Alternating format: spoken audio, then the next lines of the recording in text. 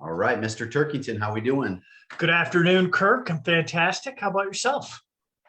I am doing awesome. What a week it has been. Even my dogs are growling thinking about it. I had to muster up every ounce of my being, to put a smile on to get this thing started. All right, if you guys are listening live, you can go ahead and share this or invite some people to our group. That would help. All these videos go on our YouTube channel, so you can check us out there too. But this is just an unreal circumstances that we've been in. What I wanted to say before we really get started is we are committed to keeping it real and keeping it simple. And we have boots on the ground. So we're involved in these transactions typically months before they become transactions.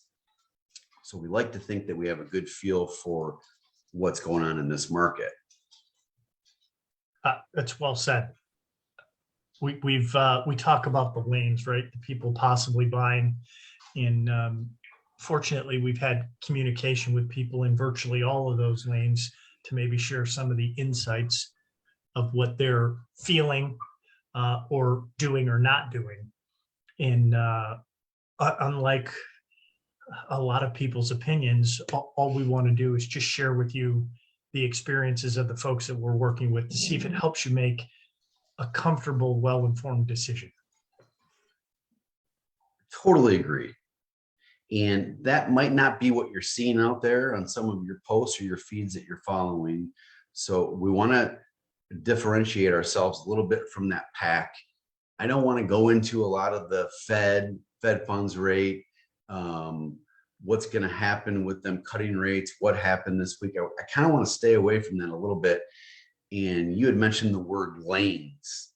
So let's let everybody understand, maybe even 30 to 60 days ago, it was like driving down, what do they call that? The 405 in LA, the freeway with about 10 lanes wide open. Correct. So we had investors is one lane. We had people that wanted to move up. That was one lane. We had people that were entertaining buying second homes was a lane. We certainly had the first-time home buyer situation. And then, when I say move up, we have two lanes of those. The ones that say, yeah, that would be nice. And then we have the ones that have to because family expansion in their property, they're just bulging at the seams. So investors, from the people that we're talking to, that went away. Second home purchases. Hang on, I'm going to interrupt you. Away. Yeah. There was refinance lanes open as well. Oh yeah, correct. Yes, there was correct rate and term refi to get a lower rate. That's gone. People considering going to a shorter term to pay off the home loan faster. That's gone.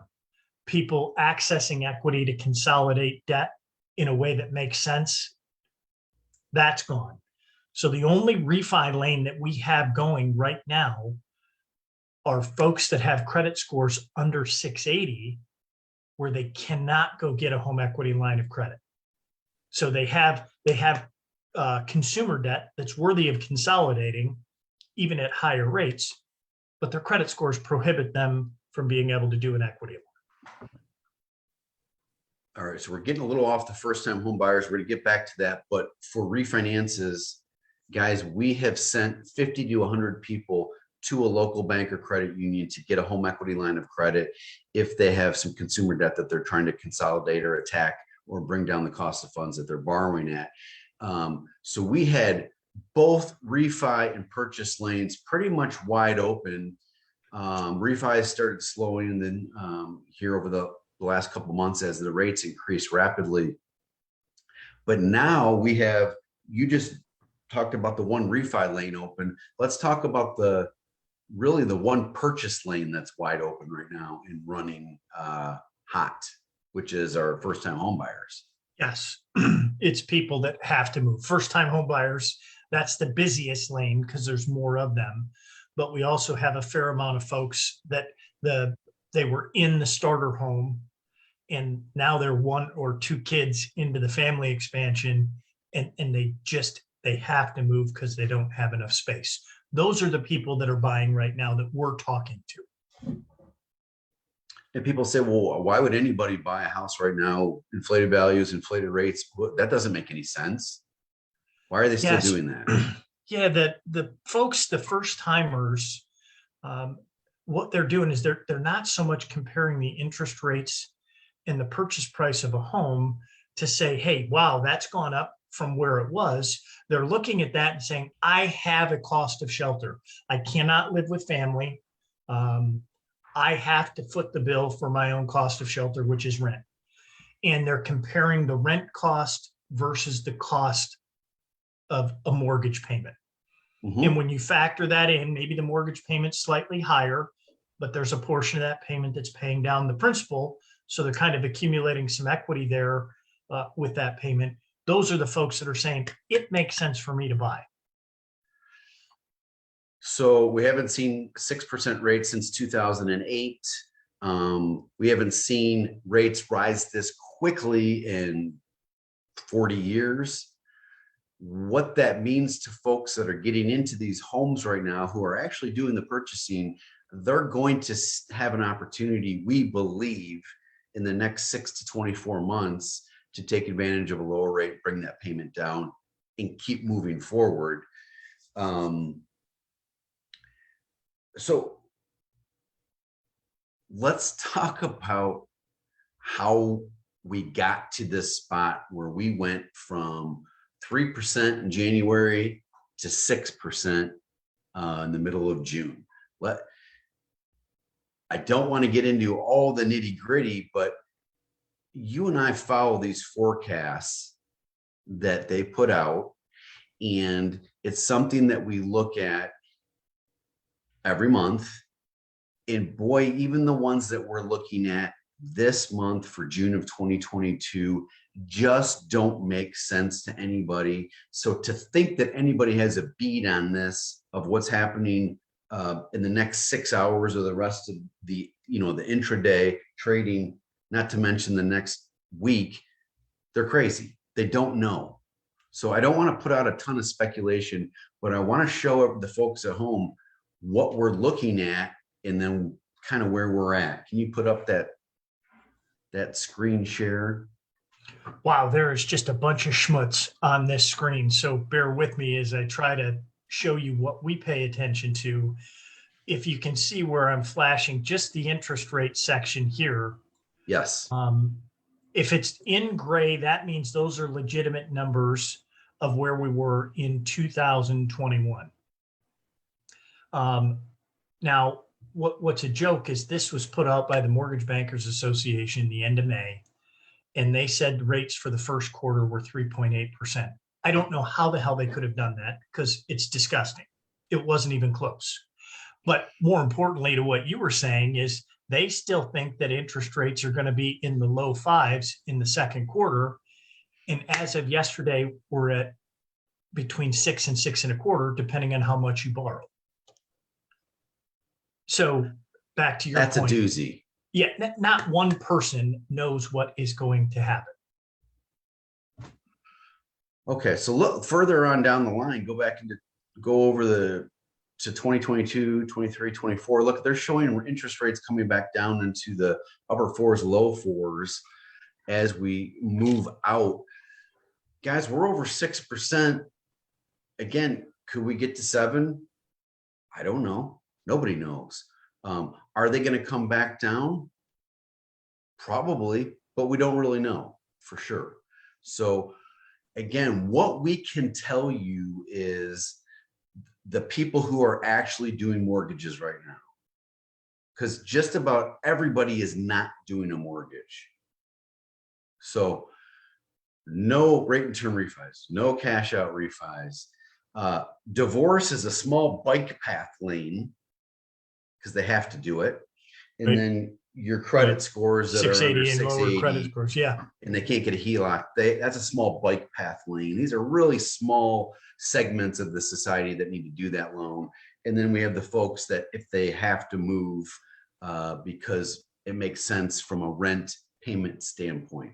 Other than that, zip. There's just nothing that makes sense to do right now. And you have to take everything that you're reading with a grain of salt and understand that we're going to be real. We're going to keep it real. We're going to tell you what the people we're working with right now are doing and not doing. I know we should be getting gift baskets from the local banks for the home equity line referrals. I think that's something important just to highlight, because it is really easy to talk to mortgage lenders that are encouraging cash out refinance transactions when the math just does not make sense. So, and it's the same thing on the purchase side of whatever you want to hear, you can go find it. But we try to just keep it simple, which is when you're comparing the new home prices and the new interest rates, what are you comparing it to? And if you're comparing it to 3 or 4 months ago, then don't buy.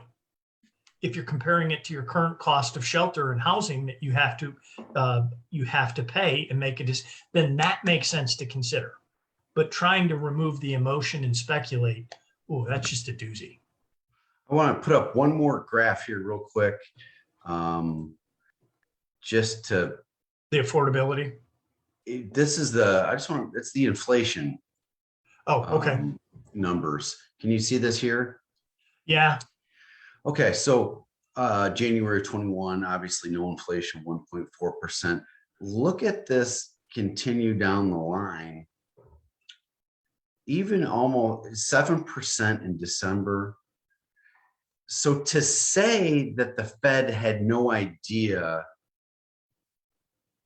to say they had to do a 75 basis point cut, it just doesn't make sense to anybody. They're looking at those numbers. They've been looking at those numbers. It's disgusting that they can't tell the truth. Yeah, that was what had irritated me of, yeah, how could that be a surprise when he said at the last meeting a 75 point increase is off the table.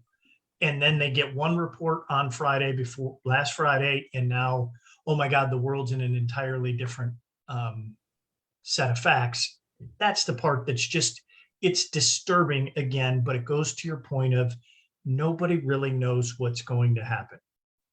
So we don't want to talk about the speculation. We want you to ask us questions about your situation, or should I or shouldn't I, or what's the pro and the con if I did this now.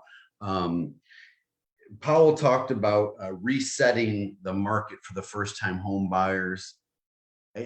Guys, a first-time home buyer is a completely different animal altogether.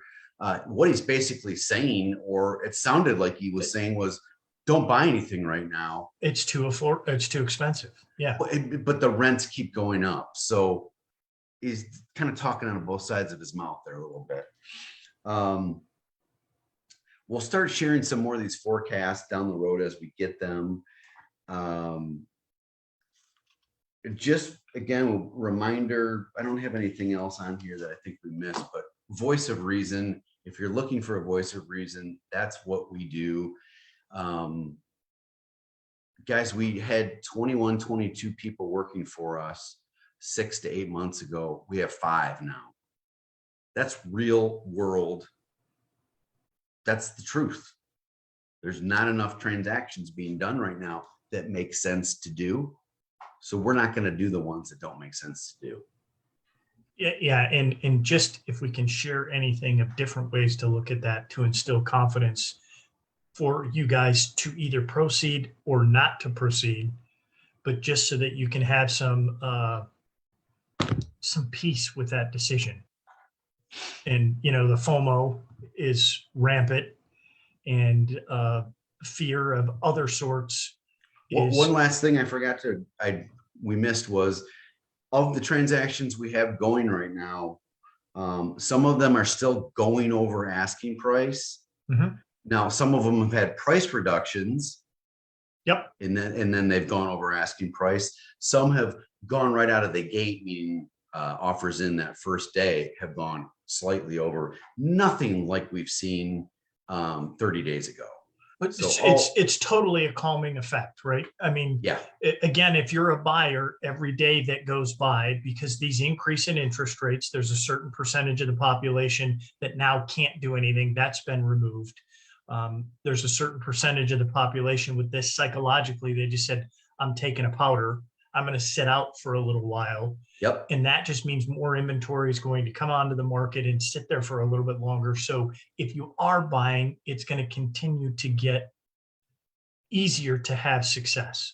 Price, rate, God, we don't know what that's going to be, but you should have a greater sense or chance of winning. I love it. We'll wrap up there. Have a great day. Good work, man. See ya.